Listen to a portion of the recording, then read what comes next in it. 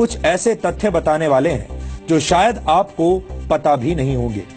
इन तथ्यों को जानने के बाद आप समझ जाएंगे कि कैसे इस देश की जनता के मन में डॉक्टर अंबेडकर के बारे में भ्रम फैलाने की साजिश रची गई। डॉक्टर भीमराव अंबेडकर का भारत के विकास में जितना योगदान रहा है उतना शायद ही किसी और राजनेता का रहा हो।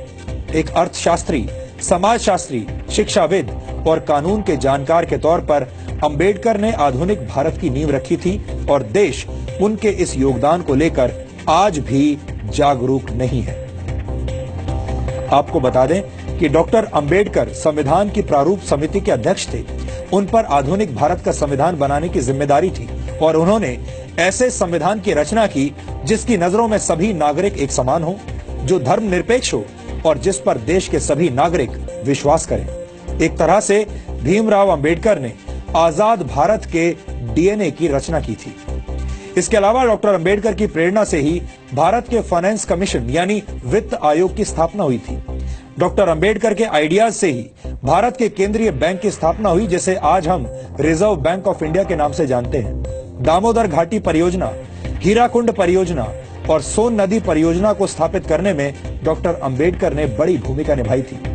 भारत में एम्प्लॉयमेंट एक्सचेंजेस की स्थापना भी डॉक्टर अंबेडकर के विचारों की वजह से ही हुई थी। भारत में पानी और बिजली के ग्रिड सिस्टम की स्थापना में भी डॉक्टर अंबेडकर का अहम योगदान माना जाता है। भारत को एक स्वतंत्र चुनाव आयोग भी डॉक्टर भीमराव अंबेडकर की ही देन है। ये वो योगदान है जिन्हें आजादी के बाद की तमाम सरकारों ने हमेशा ही अनदेखा किया है। यानी योजनाएं और विचार अंबेडकर के थे, लेकिन उनका श्रेय दूसरे नेताओं ने लूटा। यहाँ हम आपको भारत के पहले प्रधानमंत्री पंडित जवाहरलाल नेहरू और डॉक्टर भीमराव अंबेडकर के बीच चले राजनीतिक शीत युद्ध यानी पॉलिटिकल कोल्ड वॉर के कुछ उदाहरण भी बताना चाहते हैं।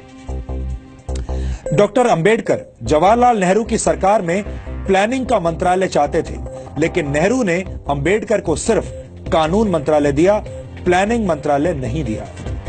डॉक्टर अंबेडकर विदेश और रक्षा मामलों की समितियों में सदस्यता चाहते थे, लेकिन नेहरू सरकार ने डॉक्टर अंबेडकर को ऐसी किसी भी समिति का सदस्य नहीं बनाया।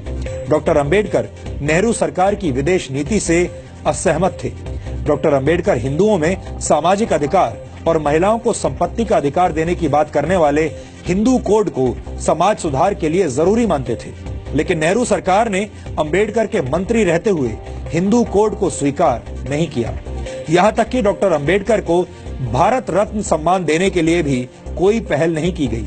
उनकी मौत के 34 वर्षों के बाद 1990 में वीपी सिंह सरकार ने उन्हें भारत रत्न से सम्मानित किया, जबकि कांग्रेस ने डॉक्टर अंबेडकर को भारत रत्न से सम्मानित करने के लिए कोई कदम नहीं उठाया।